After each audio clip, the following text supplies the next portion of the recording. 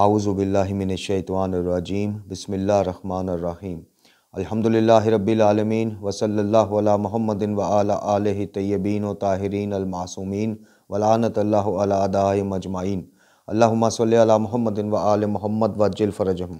मोहतरम नाज़रीन व सामीन अस्सलामु अलैकुम। आज की नई वीडियो के साथ हाज़िर खिदमत है और आज की वीडियो के दो मौज़ूआत हैं। बुनियादी तौर पे तो ये वीडियो मसला इज्तिहाद व तक़लीद के उन्वान से है, लेकिन इसके आगाज़ में हम अपने आने वाले नए सिलसिला जो एक किताब के दुरूस पर मुबनी है, तशय्युअ और तसव्वुफ़ में फ़र्क, ये किताब है जी। इसके उन्वान से हमारे दुरूस इंशाअल्लाह आएंगे और इस सिलसिले को शुरू करने का मकसद पहले हम वजाहत दे दें कि जो हमारे भाई बहन सूफ़ी सिलसिलों के मुताबिक चलते हैं या सूफ़ी सिलसिलों के ऊपर या तसव्वुफ़ के ऊपर अक़ीदा रखते हैं, ईमान रखते हैं, खुदा न खास्ता उनकी दिल आज़ारी हरगिज़ मकसूद नहीं है और ना हम ये चाहते हैं कि इस सिलसिले के ज़रिए को नया इंतशार या किसी की दिल आज़ारी का हम बाइस बने। फ़कत हमारा जो मतमा नज़र है, मकसद है, वो ये है कि देखें टोटली 5 स्कूल ऑफ थाट्स हैं, जिसमें हनफी और शाफ़ी और मालकी जी और हम्बली, और पाँचवा जो है मकतब जाफ़रिया है, जिसे बाज़ हमारे बरादरान में से कोई मकतब के तौर पर तारफ़ भी नहीं कराता और 4 ही मकतब को गिना जाता है। तो बेसिकली तो ये 5-12 मकतब हैं।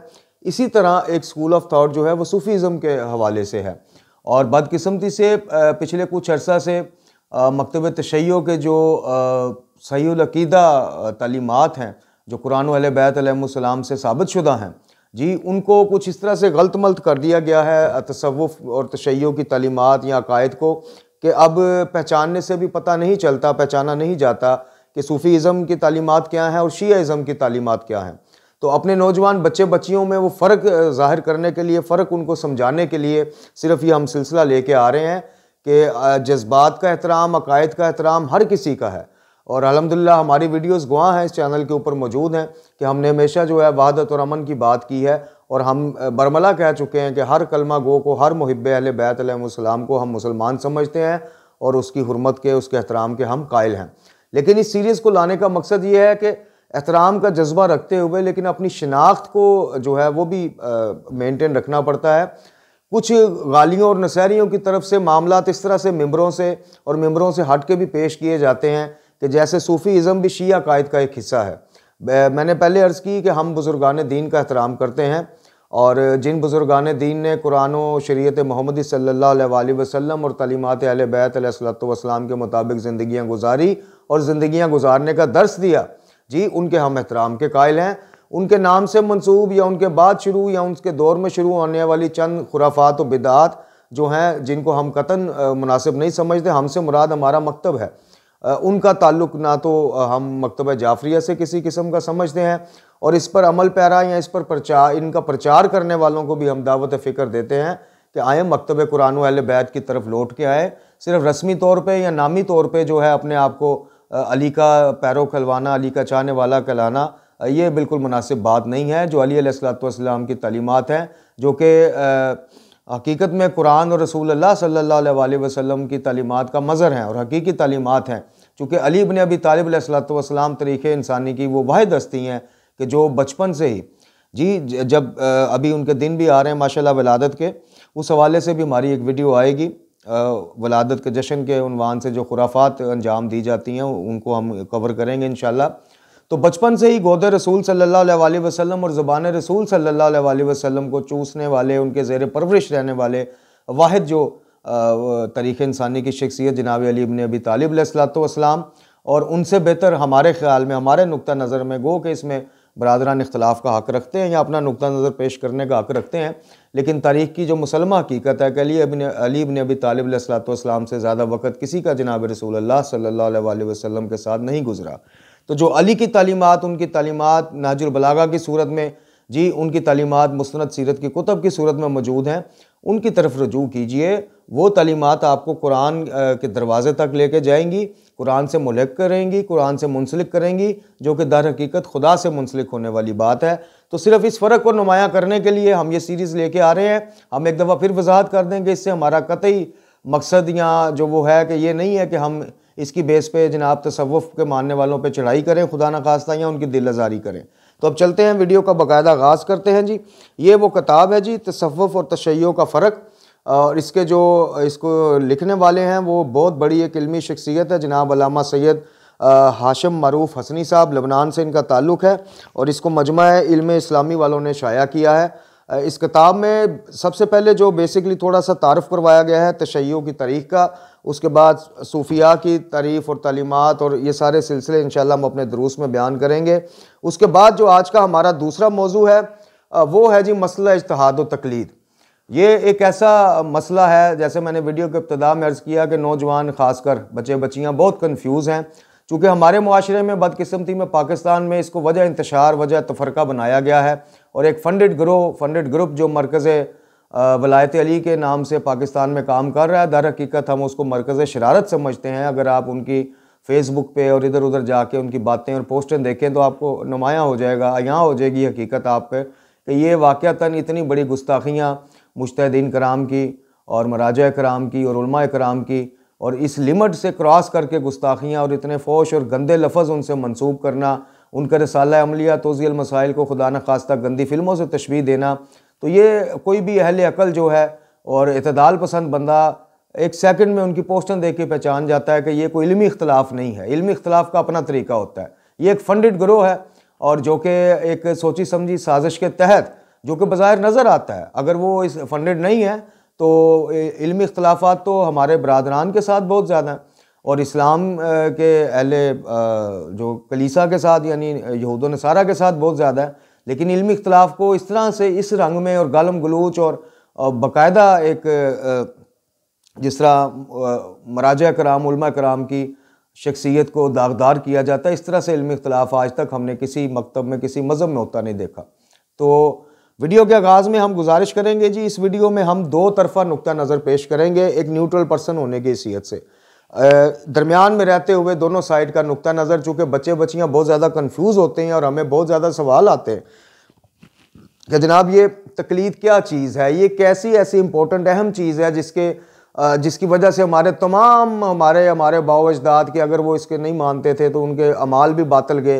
क्या तकलीद जो है वो, जैसे बरादरान में पीरी मुरीदी का एक सिलसिला है बैत करने का, तो क्या एक बैत की सूरत है कि जी मुज्तहिद की हम बैत कर लेते हैं, पर बस फिर मुज्तहिद का जो हुक्म है उससे हम क्रॉस नहीं कर सकते, इख्तलाफ नहीं कर सकते, सवाल नहीं पूछ सकते कि जी ये मुज्तहिद ने कहा है, मुज्तहिद ने ये कह दिया तो बस बात सोचने के दरीचे ख़त्म। तो फिर अमीरुल मोमिनीन की वो कहाँ गई बातें सारी कि जनाब आप, मतलब खुलासा पेश कर रहा हूँ कि मदर पिदर आज़ाद आपको अल्लाह ने पैदा किया है, किसी के जहनी गुलाम भी ना बनो, वैसे भी गुलाम तो ये क्या खुदा न खास्ता पीरी मुरीदी की तरह कोई है कि बस जो मुर्शद ने फरमा दिया। हम एहतराम करते हैं, हम बात समझाने के लिए वाज़ह कर रहे हैं कि बरादरान के जितने भी सिलसिले हैं तरीक़त के, सूफ़ियत के, आप वो तस्दीक कीजिएगा इस चीज़ की कि वहाँ यही है। वहाँ पे आपको अगर कुछ चीज़ कुरान और हदीस के हवाले से वाज़ह भी की जाए तो आपकी तसल्ली उस वक़्त तक नहीं होती, या आप उसको उस वक़्त तक नहीं मानते हैं जब तक मुर्शद ने या सरकार ने ना फरमाया हो। ठीक है, आपका अपना एक वो है, हम उसमें वो नहीं करते। तो क्या ये उससे मिलता जुलता एक सिलसिला है जी कि बैत के जैसे इसके कुछ सारे लवाजमात हैं? क्या ये हकीकत है, कहानी है, यानी हकीकत है कि वाक़अतन इसकी वजह से सारे माल गारत हो जाएंगे? और तकलीद का मफहूम है क्या, तकलीद है क्या चीज़, और मुज्तहिद के दायरे कार में रह के हुए हम सारे अपने अमाल सर अंजाम दें? तो इन सारी कन्फ्यूज़नों को दूर करने के लिए हमने आज की वीडियो को तरतीब दिया है, जिसमें हम दोनों तरफ का नुक्ता नज़र पेश करेंगे और एतराज़ात जो एंटी तकलीद गिरोह है, एंटी मराजे गिरोह है, उनमें से जो कम इल्मी के बायस जी, और सही बात वाज़ह, और ये बात वाज़ह ना होने पे ये मुज्तहिदीन परस्त जो लोग हैं, यानी उनकी परस्त से मुराद है कि उनको बहुत ज़्यादा सराहने वाले और उनकी बात को हरकफ़े आखिर समझने वाले, मुज्तहिदीन से प्यार करने वाले हमारे कुछ इन नादान दोस्तों का भी बीच में हाथ है। मैं फिर बताऊं कि फंडेड ग्रुप के अलावा, मरकज़ शरारत वगैरह, इस मेंटालिटी के लोगों के अलावा जो आम फहम देहाती बंदा है या शहरी बंदा है, जिसकी अप्रोच इतनी नहीं है, जिसको इन मामलात का इतना पता नहीं है, वो क्यों खिंचका जाता है, चिढ़ जाता है तकलीद के नाम से, या उसके ज़हन में तकलीद को लेके क्या क्या चीज़ें, हम वो उसका भी जिक्र करेंगे। और जो गिरोह इसको प्रमोट करते हैं शुरू से, जो लोगों को कहते हैं कि जी आप तकलीद करें, उलमा से करीब हों, उलमा से सवालो जवाब करें, अपनी मर्ज़ी से बातें दीन के ऊपर ना वो क़यास करें, तो उनका अपने नुक्ता नज़र पेश करेंगे। और वीडियो के आखिर में मैं अपना ज़ाती नुक्ता नज़र और अपना ज़ाती के क्या मैं तकलीद करता हूँ, नहीं करता हूँ तो किसकी करता हूँ और क्यों करता हूँ, ये सारी बातें इंशाल्लाह आज की वीडियो में हम अर्ज़ करेंगे। इसलिए वीडियो के स्टार्ट में भी गुजारिश करते हैं कि हमारे दुरूस जो हैं जो 35, 40, 50 मिनट तक भी हो सकते हैं, वो हमें फिर भी मुझे मुख्तसरन नहीं लगते हैं। इसलिए आपने देखा कि मैं अक्सर दुरूस में कहता हूँ कि जी इस मुख्तसरन वीडियो में, और लोग फिर उसको मजाक के तौर पे लेते हैं कि जी अच्छी मुख्तसर वीडियो है। मेरे नज़दीक मेरे अजीज़ ये मुख्तसर ही है। ज़ाहिर है आपको आदत नहीं शायद इतना सुनने की, लंबी लंबी वीडियोस तो आपको लंबी लग सकती है। तो वीडियो के आगाज़ में हम क्या कह देते हैं कि जिनका ये सब्जेक्ट नहीं है, जो इस मौजू को अहमियत नहीं देते या इसके ऊपर को गुफ्तगू सुनना नहीं चाहते, वो बेशक भले अभी से ही इसको क्विट कर दें, स्किप कर दें। और जो लोग इल्मी तौर पे मुस्तफ़ीद होना चाहें तो वो हमारे साथ जुड़े रहें, बने रहें और इस वीडियो को देखते रहें। सबसे पहले आपकी खिदमत में पेश करते हैं कि तकलीद जनाब है क्या, तकलीद का मफ़हूम क्या है और तकलीद का पस मंज़र क्या है। इसमें ये फ़िक़्ह ज़िंदगी ये भी एक किस्म का तोज़ीअल मसाइल रिसाला अमलिया है। सैयद हुसैन फ़ज़लुल्लाह लेबनान की ही एक और बहुत बड़ी शख्सियत, बहुत बड़ा इल्मी मुकाम है इनका। इनकी ये तोज़ी है फ़िक़्ह ज़िंदगी के नाम से जी। इसके ऊपर इन्होंने खुद ही इसमें लिख दिया कि इस दावे में कोई गहराई दिखाई नहीं देती कि तकलीद एक नया और आज का मसला है, इसलिए कि तकलीद तो फितरी मसाइल में से है और इसकी ज़रूरत वो तमाम अफराद महसूस करते हैं जो मैदान हयात में बराह रास्त और बिलवास्ता ज़िम्मेदारियों का इल्म नहीं रखते, और ऐसे अफराद की रहनुमाई के असूल के लिए खुद फितरी तौर पर ऐसे लोगों को तलाश करते हैं। और इसी तरह फिर इन्होंने हवाला दिया जनाब सूरह नहल की आयत नंबर 43 का, कि जिसमें कहा गया कि अगर तुम नहीं जानते तो जानने वालों से दरियाफ्त कर लो, यानी अहले ज़िक्र से पूछ लो। दूसरे मुकाम पर सूरह तौबा में अल्लाह ताला कहता है कि कुछ लोग तुम में से ऐसा क्यों नहीं होता कि वो इल्म दीन हासिल करें और फिर जब अपनी कौम की तरफ पलट कर आएँ तो इनको भी इल्म सिखाएँ, अज़ाब इलाही से डराएँ कि शायद वो इस तरह डरने लगें। ये सूरह तौबा की आयत नंबर 122। तो तकलीद का मफ़हूम जो है जनाब, सबसे पहले तो हम ये जो हमारे एंटी तकलीद ग्रोह हैं उनकी खिदमत में पेश करते हैं जनाब बात अपनी, मुकदमा अपना, कि तकलीद का मकसद और मफ़हूम हरगिज़ बैत नहीं है। बैत जैसा नहीं है कि जैसे किसी मुर्शिद की बैत कर ली तो अब उस बैत से जनाब हम निकल नहीं सकते, या जो मिन्नो अन मुर्शिद कह दे बस वही हरफ आखिर है, चाहे उसके अगेंस्ट हमें कुरान और हदीस से कोई हवाला मिल भी जाए, कोई बात मिल भी जाए तो हम उसको, ऐसा हरगिज़ नहीं है। तकलीद असल में तकलीद के जो मुखालफीन हैं वो जगह जगह तकलीद में गिरे हुए हैं, लेकिन गैर शऊरी तौर पे उनको पता नहीं है, कम अकली के बायस के। यही तो तकलीद है। जब वो बीमार होते हैं, डॉक्टर के पास जाते हैं, उससे नुस्खा लिखवाते हैं, तो जो नुस्खा डॉक्टर वो तजवीज़ करता है अपनी तहकीक के मुताबिक, ये उसका इज्तिहाद है, डॉक्टरी इज्तिहाद है कि जिस पे उसका स्पेशलिटी है उसकी, जिस पे उसने अपनी उम्र के 20-25 साल सर्व किए हैं जी इसी इल्म को हासिल करने में। जब उस मरीज़ उसके पास आता है तो वो अपनी उस तहकीक के मुताबिक उसको उसकी दवा सजेस्ट करता है। इसी को तकलीद कहते हैं मेरे मोहतरम। और डॉक्टर की हदायत पर अमल करना कि जी आपको तली हुई चीज़ें जनाब, ऑयल वाली रोटी, पकोड़े, समोसे, ठंडी खट्टी चीज़ें ये मना है, ये बंद है, और आप मना हो भी जाते हैं हम लोग, यही तकलीद है कि हमने उस डॉक्टर की हिदायत पे अमल किया, तकलीद की उसकी, उसने जिस चीज़ से मना किया उससे रुक गए, जिस चीज़ को उसने खाने का इख्तियार दिया उसको हमने खाया, तो इसी को तकलीद कहते हैं। इंजीनियर से जनाब नक्शा बनवा के उस नक्शे के मुताबिक अपनी इमारत खड़ी करवाते हैं और एक एक जनाब रुख उसका बिल्कुल उसी नक्शे के मुताबिक होता है, तो आपने इंजीनियर की तकलीद की उस मामले में, बीमारी के मामले में डॉक्टर की। इसी तरह जिन जिन ऑफिस से हम मुंसलिक हैं जी, प्राइवेट जॉब्स लोग करते हैं, सरकारी जॉब करते हैं, हर इदारे का अपना एक SOP होता है, उसके तहत रूल्स एंड रेगुलेशन के तहत आपने ड्यूटी परफॉर्म करनी होती। कई जगहों पे शलवार कमीज पहनना मना है जी, कई जगहों पे सिगरेट बैठ के पीना मना है, तो ये उसमें तकलीद।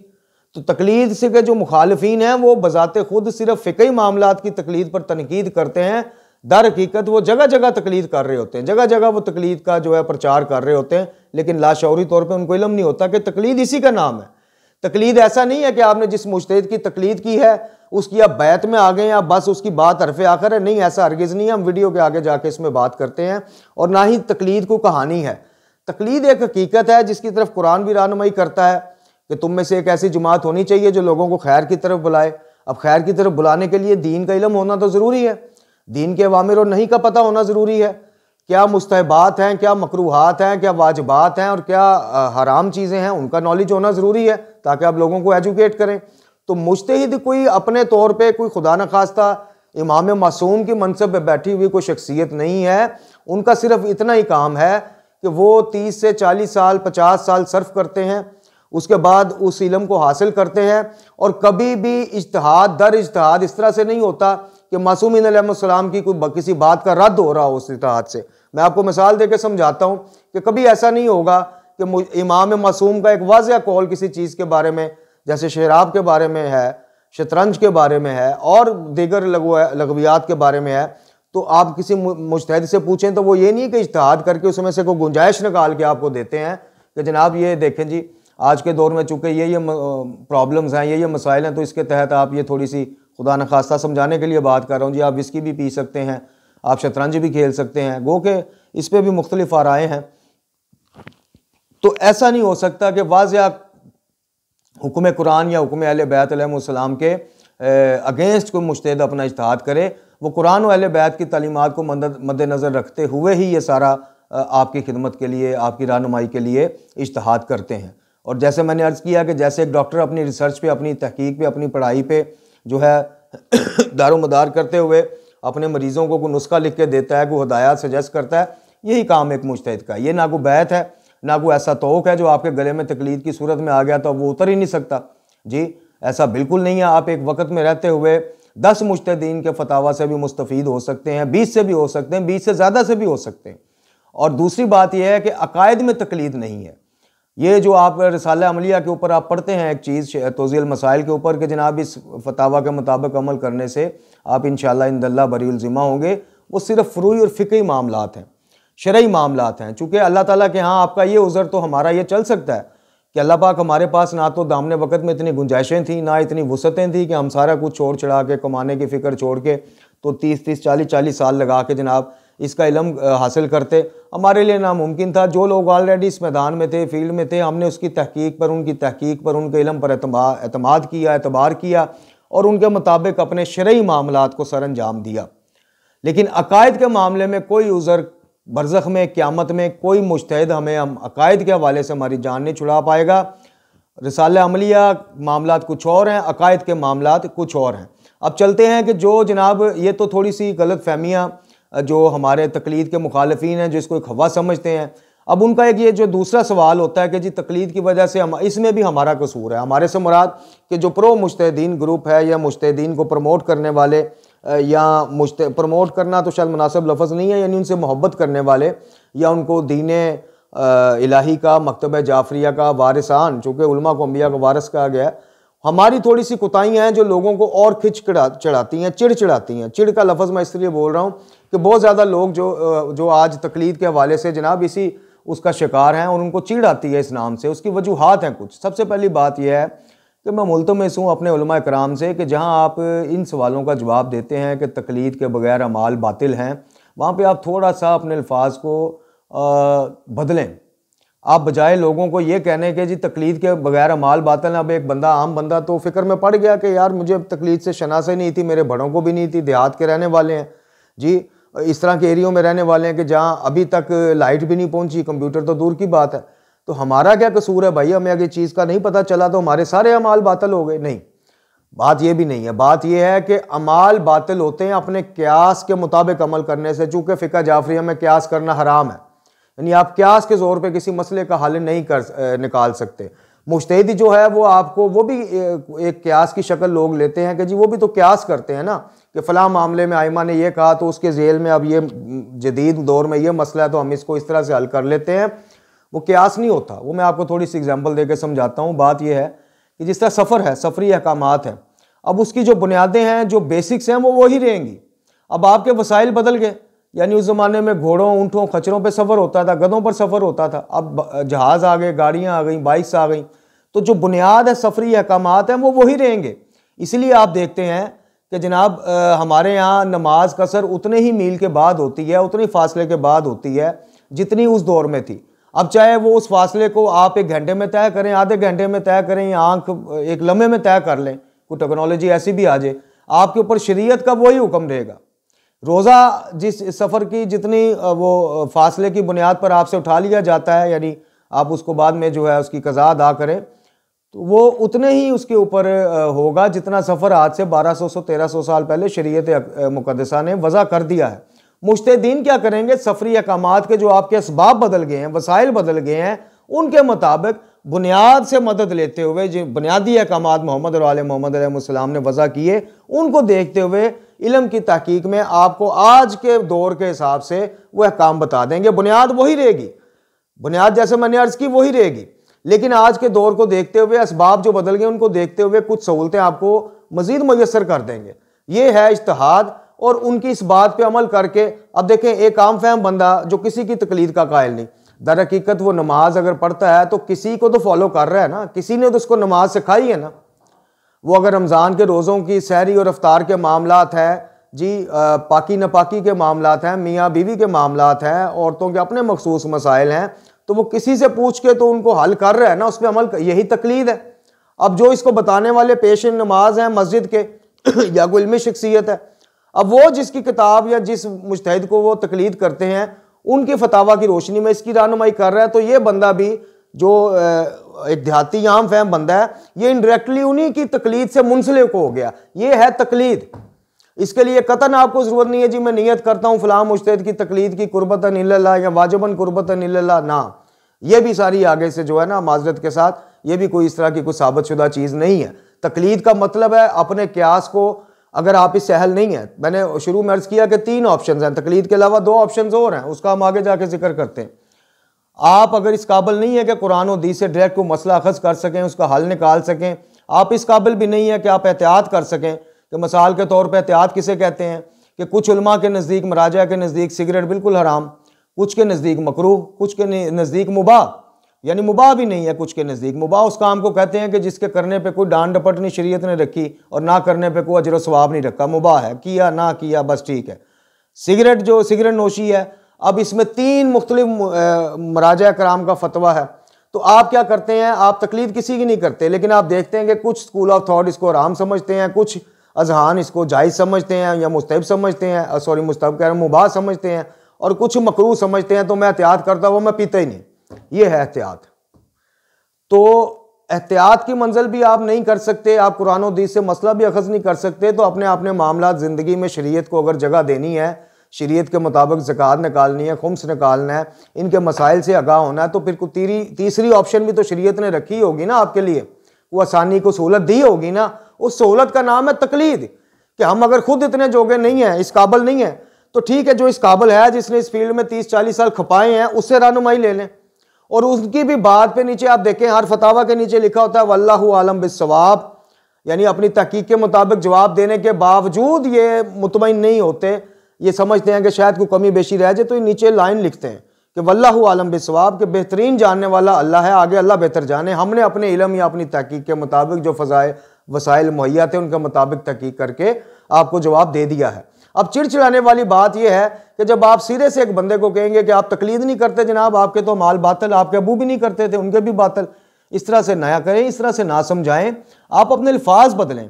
आप बजाय किसी को ये कहने के कि तकलीद ना करने से अमाल बातल होते हैं, आप ये कहें कि अपने क्यास के मुताबिक खुद ही मसले का हल निकालने से अमाल बातल हो सकते हैं, चूँकि फ़िक़ह जाफरिया में क्यास हराम है, तो अगले की बात समझ में भी आ जाएगी।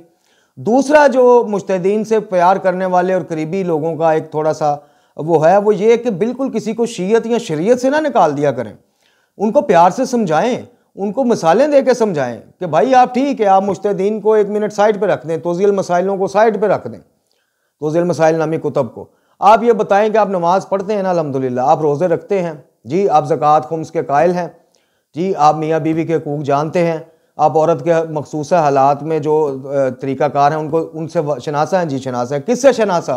वो कहेगा जी मैं अपने मोहल्ले की मस्जिद वाले से मसाइल पूछता हूँ, तो आप कहेंगे आप उसकी तकलीद कर रहे हो, ये है तकलीद। तकलीद को बैत नहीं, को तोक नहीं, जो आपके गले में आ गया आप बदल नहीं सकते। आप, मैंने अर्ज़ किया कि किसी से पूछ लीजिएगा, किसी आलिम से तकलीद आप एक दिन में 10 मुज्तहिदीन की भी चेंज कर सकते हैं। आप एक मुज्तहिद की तकलीद में रहते हुए 20 और मुज्तहिदीन के मुख्तलिफ फतावा को आप फॉलो, इसी तोज़ील मसाइल में आगा खामनाई ने भी इस चीज़ का जिक्र किया है कि ज़रूरी नहीं है कि अगर मैं बीमार, मैं समझाने के लिए आपसे बात करता हूँ कि ज़रूरी नहीं है कि मैं बीमार हुआ तो मैंने सारी उम्र एक ही डॉक्टर से दवाई लेनी है, या ज़रूरी नहीं है कि मैंने हर मर्ज़ के लिए एक ही डॉक्टर रखा हुआ है। मेरी अपनी तसल्ली की बात है, मुझे लगता है कि जी फ़लाँ डॉक्टर सर दर्द का स्पेशलिस्ट है, सर दर्द का मसला होगा तो मैं उसके पास चला जाऊँगा। मुझे लगता है जी फ़लाँ डॉक्टर जो है वो अमराज सीना का बड़ा माहिर है, तो खुदा न खास्ता इस मसले में मुब्तला हूँ तो मैं उससे रजू कर लूँगा। मुझे लगता है जी फ़लाँ डॉक्टर जो है जनाब वो जोड़ों के दर्द का बड़ा अच्छा इलाज करता है, तो मुझे शरीयत ने कोई पाबंदी नहीं लगाई कि मैं एक ही डॉक्टर से दवाई लूँ। इसी तरह मुझे शरीयत ने या फ़िक़ा ने यह पाबंदी नहीं लगाई कि मैं मिनवान एक मुज्तहिद की तकलीद ही, यानी वही बात बैत वाली बात के बैत में आ गया हूँ तो मुझे अब इनसे आगे नज़र ही कुछ नहीं आता। अब मैं आपको एक और मिसाल दे के समझाता हूँ। अभी पिछले दिनों आगाए रहबर, पिछले दिनों से मुराद साल 2 साल पहले की बात है, उनकी तरफ से जनाब खामनई हाफिजुल्लाह ताला की तरफ से एक फतवा आता है, जंजीर ज़नी और कुम्मा ज़नी को वो मुतलकन हराम कहते हैं, और ना सिर्फ हराम कहते हैं, वो मज़हब की मकतब की बदनामी का इसको बाइस भी समझते हैं, और ऐसा है भी। इसके अगेंस्ट एक और मुज्तहिद जनाब हाफिज़ बशीर नजवी साहब, उनका फतावा आ जाता है। वो कहते हैं कि फतावा क्या, बल्कि वो तो एक वीडियो में कह रहे हैं कि मैं कहता हूँ, हुक्म आता है कि मैं कहता हूँ मारो कुम्मा, मैं कहता हूँ मारो जंजीर, मैं हूँ वली फ़िका। तो अब मुझे ये बताएं कि दोनों एक ही स्कूल ऑफ थाट से ताल्लुक़ रखने वाले, दोनों एक ही तरीके से इज्तिहाद के मंजिल पर पहुँचने वाले, दोनों एक ही किस्म का दरस खारिज पढ़ने और पढ़ाने वाले, दोनों एक ही किस्म की क्लास या उस्तादा से मुस्तफ़ीद होने वाले, और दोनों के फतावा में आप फ़र्क देखें कि एक मुतलकन हराम कह रहे हैं, मज़हब की बदनामी का बायस कह रहे हैं, और एक हुक्म दे रहे हैं कि मैं हुक्म देता हूँ मारो। तो अब इसमें जो आगा बशीर नजवी के फॉलोअर्स हैं वो खामनई साहब को, हाफिजुल्लाह ताला को, इस फतावा की बेस पे या उनके फॉलोअर्स को दायरा शीयत से खारिज नहीं कर सकते कि आज़ादारी का दुश्मन हो गए जी, ये फलाना हो गए जी, ये ऐसा हो गए। और इसी तरह शीयत से ये भी, ये ठीक है एक गलत आप कह दें एक बिद्दत का शिकार हो गए या जो भी है, शीयत से खारिज नहीं होता कोई।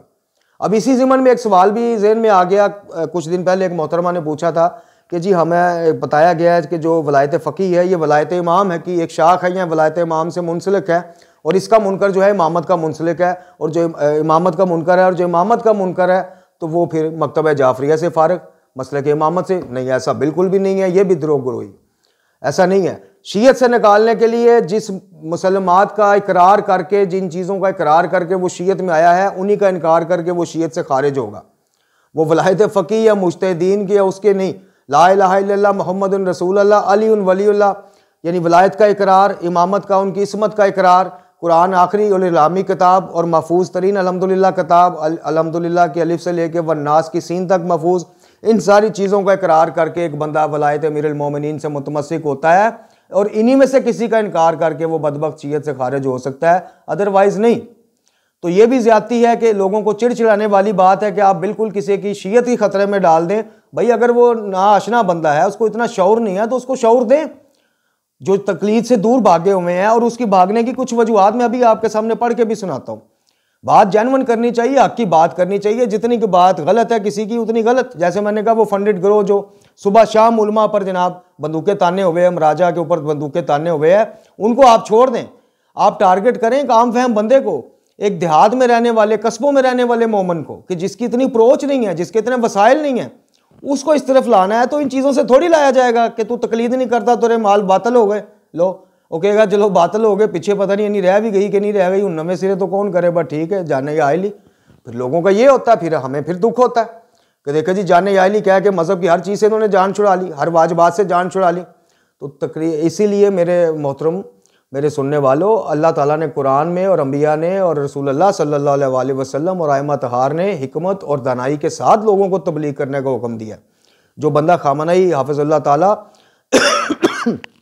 माजरत जनाब सैयद खामनई के हवाले से अल्हम्दुलिल्लाह जो हमारे अकीदा या ख्यालात हैं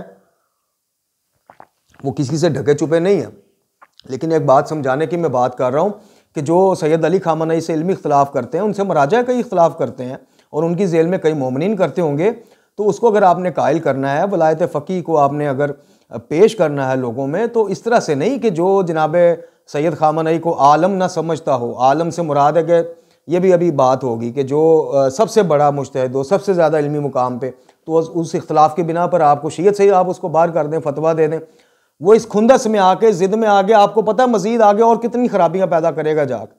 और वह तकलीद जिसकी वजह से उसको शीयत से निकाला गया है या उसको गालम गलूज सुनना पड़ी है, वो इस तकलीद का और दुश्मन होगा, ना के फेवर में आएगा, अगेंस्ट जाएगा, लोगों में जाके इसका भयानक चेहरा माज़अल्लाह बताने की कोशिश करेगा, दिखाने, जबकि एक सीधा सीधा मामला है, एक डॉक्टर और मरीज वाला मामला है, इससे आगे कुछ भी नहीं है। मुज्तहिद मैंने आपको बताया कि आप मुज्तहिद की तकलीद करते हैं, अकायद में तो आप कर ही नहीं सकते। अकायद में कोई बंदा किसी आलिम से मुझे पूछ के बताए ना, ये मैं आपको आज दावत फ़िक्र दे रहा हूँ, किसी आलिम से पूछें कि अकायद के मामले में किसी मुज्तहिद को फॉलो करना जायज़ है, तकलीद करना जायज़ है।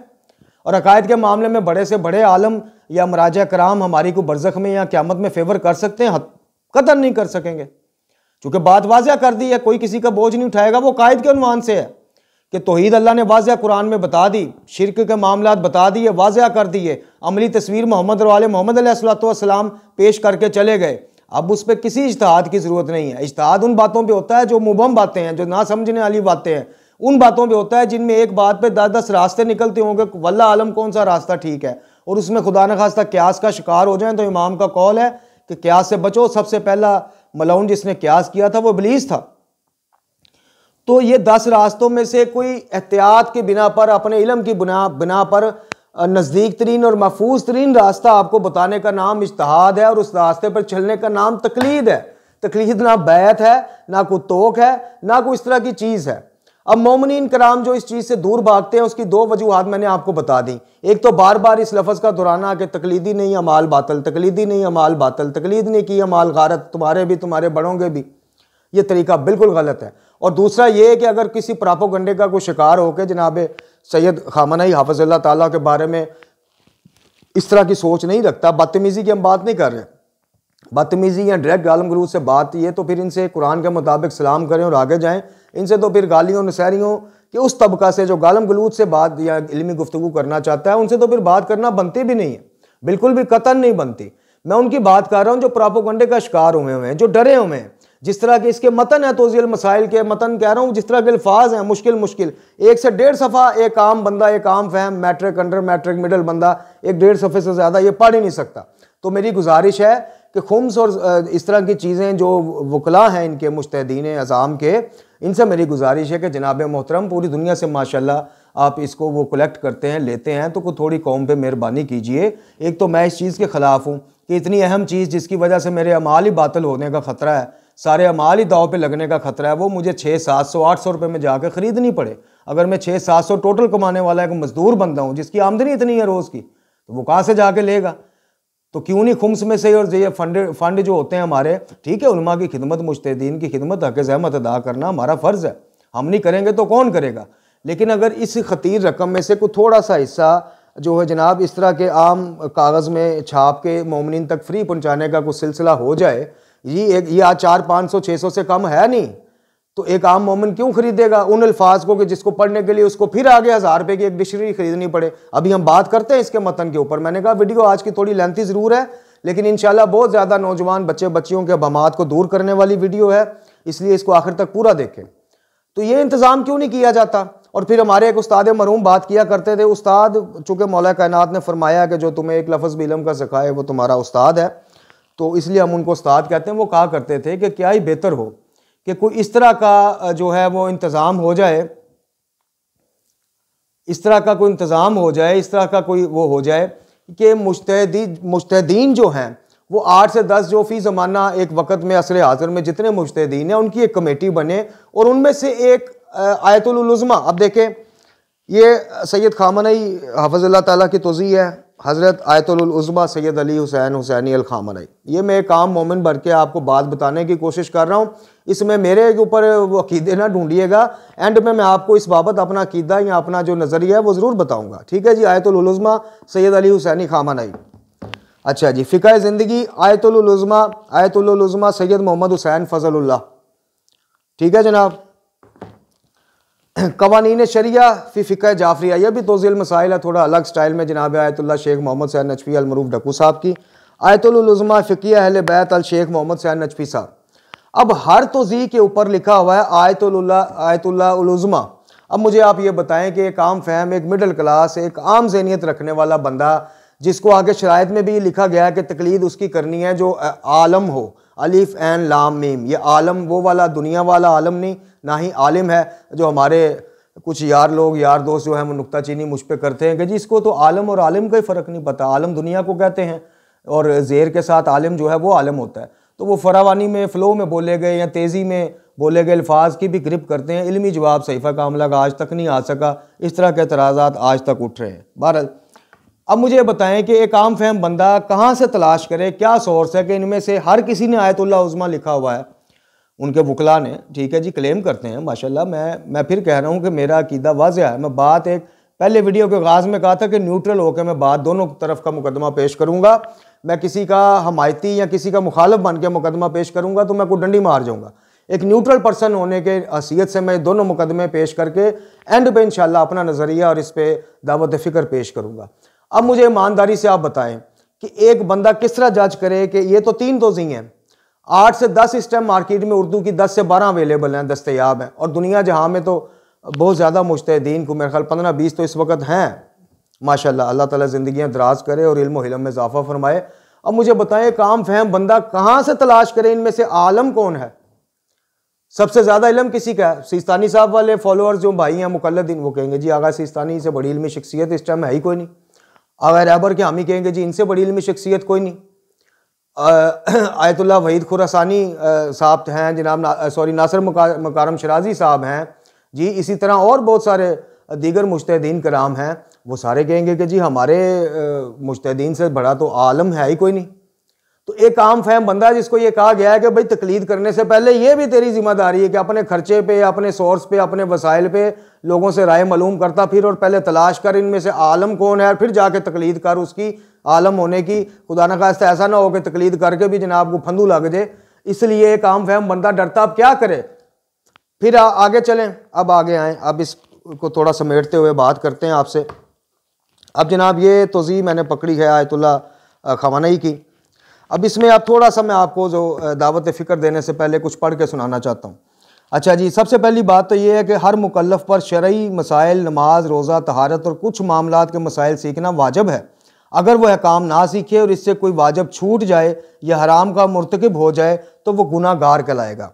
अच्छा, गुनाहगार कहलाएगा, वो मुकस्सर क्या कहते हैं, मुनकर, या वो शीयत से नहीं निकल जाएगा, ये ज़हन में रखिएगा।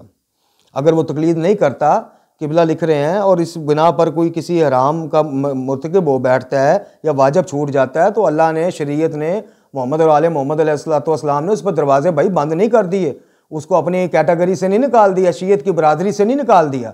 वो गुनाहगार है, उसके पास गुनाहगार ज़रूर है, लेकिन अभी भी चांस है कि वो अपनी इस्लाह कर ले। तो इस्लाह करने के लिए हमें ज़बान शीरी और ये सारी तलीमी खिदमात लोगों तक पहुँचानी चाहिए, ना कि हमें बातल बातल कह के या चिड़चिड़ा देनी चाहिए लोगों को। बहरहाल अब शराइत तकलीफ़ दर्ज झेल हैं। अब सबसे पहले तो एक बंदा मुझे बताए कि मैं प्राइमरी पास या 4 पास या 3 पास बंदा हूँ, मौलवियों की तकरीर सुन सुन के, उलमा ज़ाकिरीन की, मैं दीन के पास आना चाहता हूँ। फिर मेरा तारफ़ होता है तकलीद से, फिर तोज़ीअल मसाइल से। मैं 700-800 रुपये खर्च करके जनाब इसको घर लेके आता हूँ। मैं पहले सफ़े पे फंस गया, मुझे पता ही नहीं शराइत तकलीफ़ क्या है। अब ये वो तकलीफ़ है जी, दर्द हो रही, तकलीफ़ हो रही, ये क्या तकलीफ़ है, ये मुझे कौन समझाएगा? फिर उठ के मुझे मौलाना साहब के पास जाना पड़ेगा।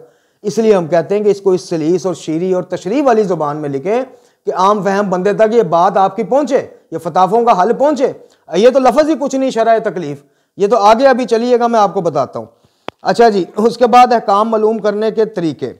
अब ये वही बात जो मैंने आगाज़ में की थी कि 3 ऑप्शन आपको शरीयत ने, फ़िक़ा ने दी हैं। दीनी अहकाम मालूम करने के 3 तरीके बयान किए गए हैं।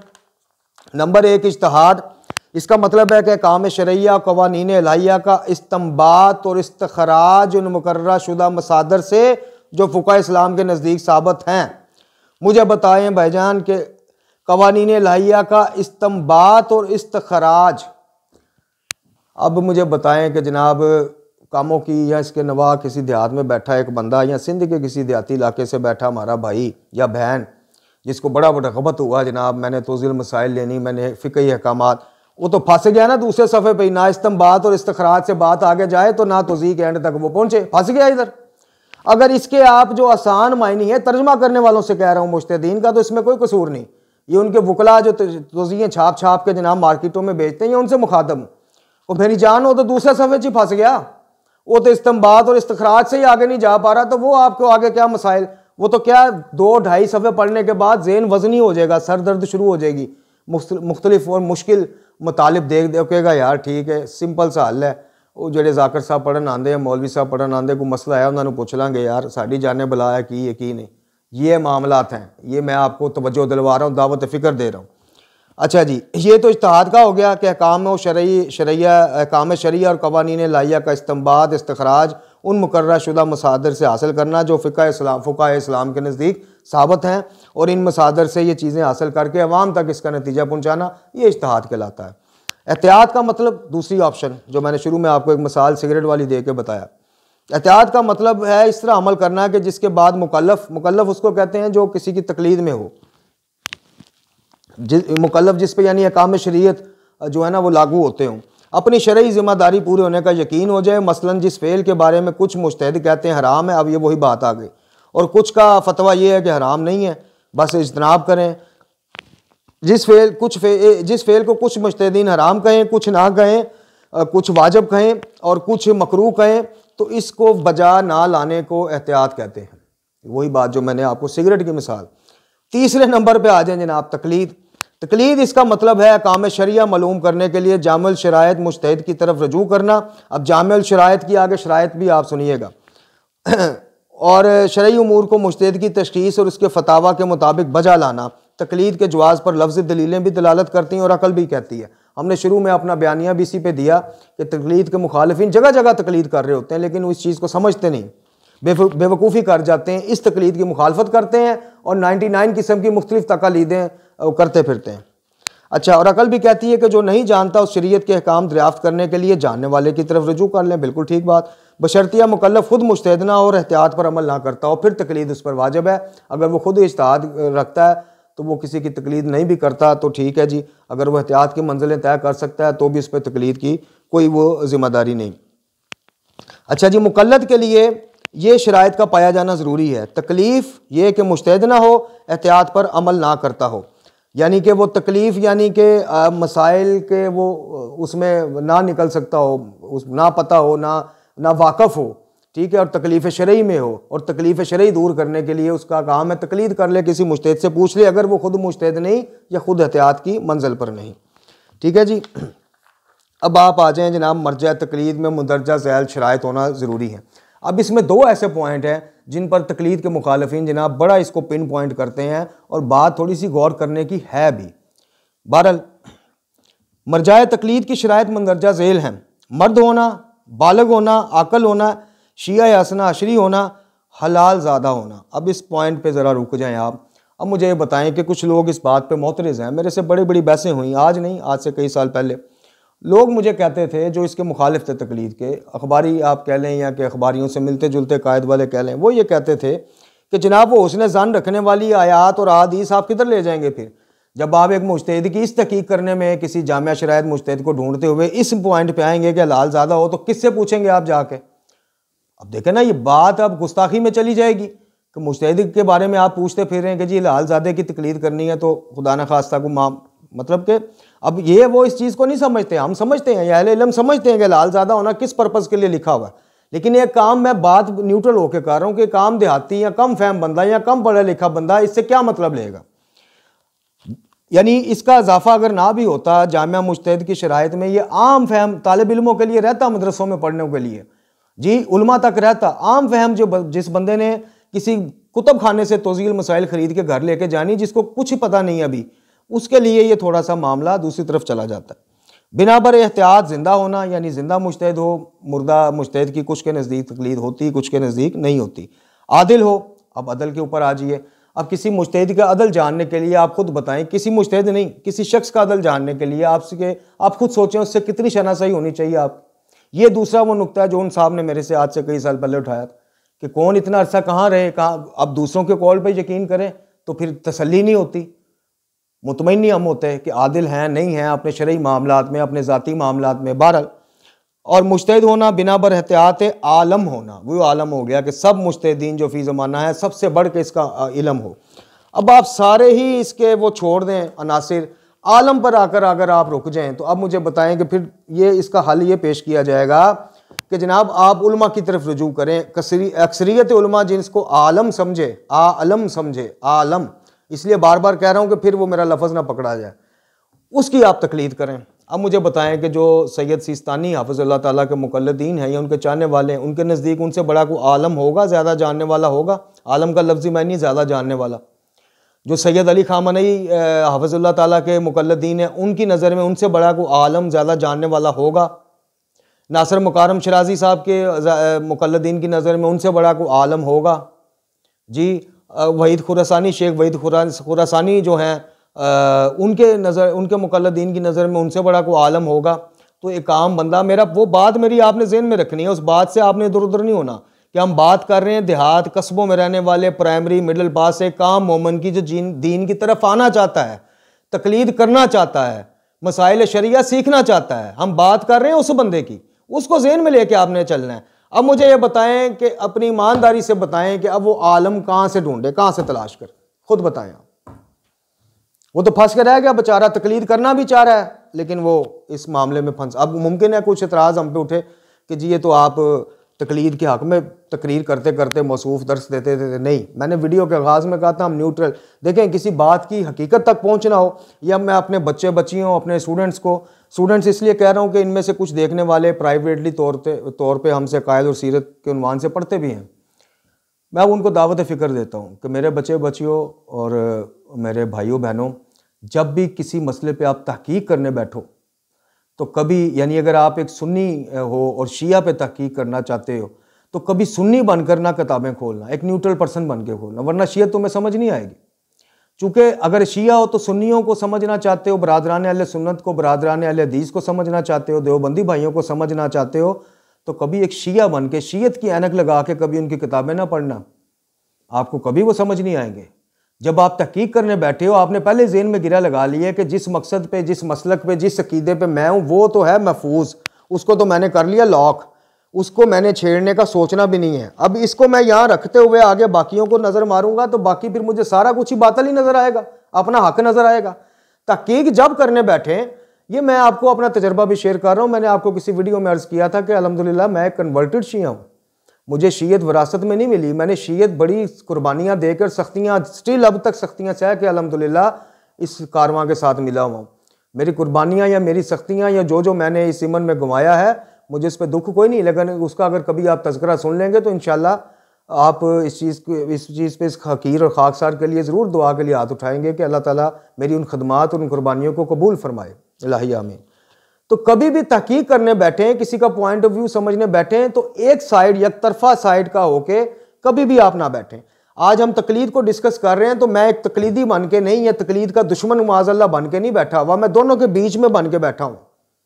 मैंने इसीलिए आपसे बात वाज़ह की कि जो सैयद अली खामनई की वलायत फ़क़ीह का कायल नहीं है, उसको समझाना ठीक है, वो क्या कहना चाहिए, जाहिल है, जोहल से उसको तशबीह दे दें आप, या वलायत फ़क़ीह को वलायत इमाम ज़मां की वलायत समझ रहा है, उससे मिला रहा है, तो उसको आप जहालत कह लें, ज़्यादा से ज़्यादा बिद्दत कह लें, ज़्यादा से ज़्यादा गुनाहगार कह लें, शीयत से फ़ौरन सर्टिफिकेट ना दे दिया करें निकालने का।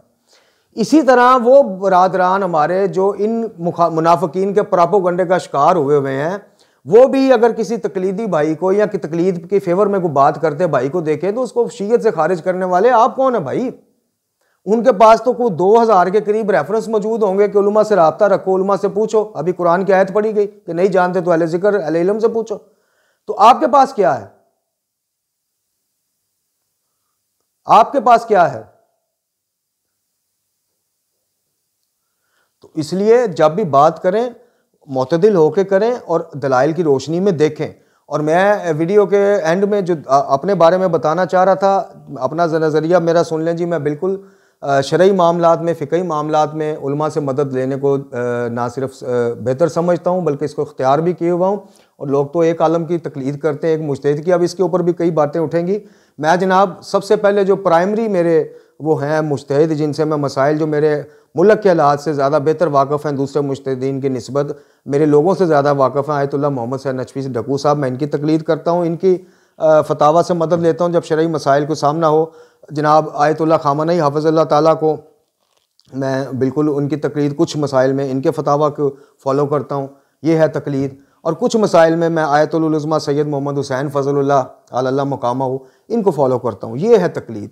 तकलीद ये नहीं है कि मैंने आयतुल्लाह हुसैन फ़ज़लुल्लाह की तकलीद की है और इसके मुकाबले मुझे आयतुल्लाह खामनई या ढक्कू साहब की कोई बात ज़्यादा कुरान और अहले बैत के करीब लग रही है तो मैं इसमें अब मारा गया हूँ कि चूँकि मैं इनकी तकलीद कर बैठा हूँ, चूँकि ये मैं जनाब वो इनकी ग़ुलामी का वो ये ग़ुलामी मालकी वाला कोई कॉन्सेप्ट नहीं है, ये बैत वाला कोई कॉन्सेप्ट नहीं है। आप एक मुज्तहिद की तकलीद में रहते हुए, आप बशीर नजफ़ी साहब की तकलीद मुक़ल्लद रहते हुए भी आगा रहबर के सैयद अली खामनई हाफ़िज़ुल्लाह ताला के उस फतवे ज़ंजीर ज़नी वाले फतवे, अगर आपको वो कुरान और अहले बैत की तालीमात के ज़्यादा नज़दीक लगता है कि यार वाकई खून खराबा नहीं है, हमारे मसलक में किसी इमाम ने इस तरह का कोई एहतमाम नहीं किया, तो आप उनके मुक़ल्लद रहते हुए भी इनके फतवे को फॉलो कर सकते हो। आप उनके मुक़ल्लद रहते हुए सिस्तानी साहब को फॉलो कर सकते हो तकलीद ना कोई उसका ये ताल्लुक है नमाज की तरह नियत की जाए, ना कोई पीरी मुरीदी वाला इससे ताल्लुक है कि बस एक की बायत होगी, अब इसके मुकाबले में कोई अच्छी बात भी आ जाएगी तो हमने वो फॉलो नहीं करनी। हालांकि वो बात करने वाले भी मुज्तहिद है कि हम जनाब फलां मुज्तहिद के मुकल्लद हैं तो हम पे ये बात सुनना ही राम हो गई। कुछ लोग ऐसे, कुछ अजान ऐसे भी हैं, मैं किसी बेस के ऊपर ये गुफ्तगू कर रहा हूँ, उलमा परस्त वाली जो मैं तशबीह दे रहा हूँ किसी बेस पे दे रहा हूँ। तो उलमा परस्ती और शख्सियत परस्ती के खिलाफ खुद आयतुल्लाह खामनेई देख लें, इमाम खुमैनी देख लें, इनसे बुजुर्ग उलमा देख लें, सैयद जवाद नकवी हफ़ज़हुल्लाह ताला देख लें, कई उलमा शख्सियत परस्ती का अपने पैरोकारों को खुद मना करते हैं और मना करना भी चाहिए। शख्सियत परस्ती दर हकीकत बुत परस्ती की एक दूसरी तस्वीर का दूसरा रुख है। तो शख्सियत परस्ती या उलमा परस्ती और उलमा दुश्मनी के दरमियान वही जो कुरान का एक और नज़रिया अहले बैत है और कुरान का नज़रिया है कि हमेशा दरमियानी राह वाले कामयाब हैं, एतदाल वाले कामयाब। तो शख्सियत परस्त भी ना बन जाए कि बिल्कुल आप जनाब उनके खिलाफ बात कर सुनने का हौसला ही ना रखें और पट से कह दें कि ये तो शिया है ही नहीं, ये तो दुश्मन का एजेंट है। और जनाब ये भी जो वलायत फ़क़ी के ऊपर हमेशा सुबह शाम गन्ने तान के रखते हैं, ये भी जिस नाम से लक़ाबात से तकलीदी भाइयों को या तकलीद करने वालों को या मराजा एज़ाम को पुकारते हैं, वो भी इंतहाई नामुनासिब और गैर मुहज़्ज़ब तरीका है। और वो तो खैर उनको तो हम शिया गिनते ही नहीं हैं, गालिया नुसैरिया की वो एक कड़ी है, थोड़ी सी ज़रा मुहज़्ज़ब है वही चीज़, पसे पर्दा वही चीज़ें हैं, वही सारे करतूत हैं। लेकिन उलमा को चाहने वालों से मेरी गुजारिश है कि एक तो आए कोई मुहिम चलाएं कि तौज़ीअल मसाइल फ्री मिले, हर मोमिन को 600-700 रुपये की क्यों कोई ख़रीदे, कि इसका मुकल्लद है, उसका हक़ है, उसको फ्री उसकी तौज़ी भी मिले। और दूसरा, इसके जो अल्फाज मुश्किल हैं, ये तो कुछ पढ़े नहीं, मैंने 3 से 4 अल्फाज पढ़े, आगे जाके आप पढ़ें तो आपका सर भारी हो जाए, एक आम बंदा इसको कैसे समझे। अल्लाह ताला से दुआ है कि हमें कुरान वाले बैत की तालीमात रूहानियाँ पढ़ने, समझने और सबसे बढ़ गई है कि उस पर अमल करने की तौफीक अता फरमाए। हमारा खात्मा बिल ईमान फरमाए, इमाम ज़मान जल्ल अल्लाह ताला फ़र्ज शरीफ के ज़हूर में ताजील फरमाए। अल्लाह ताला हमें आसानियाँ दे और आसानियाँ बांटने की तौफीक अता फरमाए। ला हौला वला कुव्वता इल्ला बिल्लाहिल अलीय्यिल अज़ीम व सल्लल्लाहु अला मुहम्मदिन व आला आलिहि तय्यबीन ताहिरीन।